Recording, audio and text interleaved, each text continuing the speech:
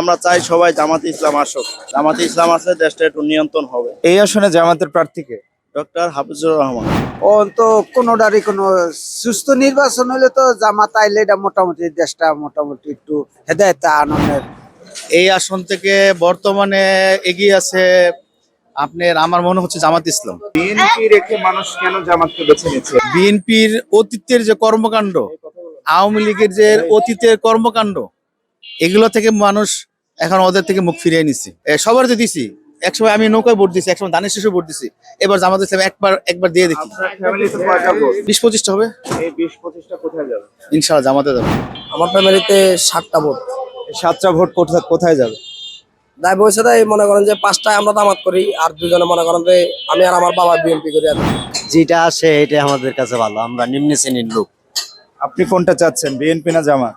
আমি তো চাচ্ছি যেটা ভালো হবে দশের কাছে সেটাই চাচ্ছি। সামনে আমরা জামাত শিবিরকে ভোট দেব। জামাত শিবির ক্ষমতা আসলে কি দুর্নীতি চাঁদাবাজি বন্ধ হবে? বদ্ধ হবে সেটা জানি না, এটা হলো ইসলাম ধর্ম।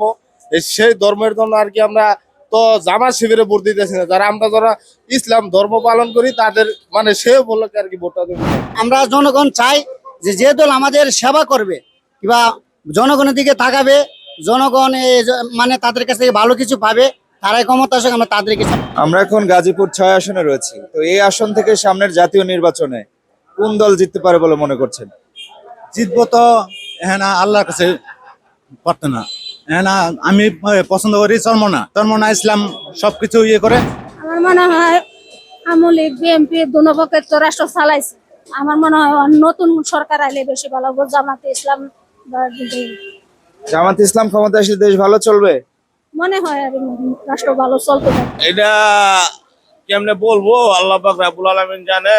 তবে আল্লাহর রহমতে বিএনপির জনমত বেশি। জামাতে ইসলামী যে দলটা আছে সেই দলটা। আমি তো চাই বিএনপি যাক।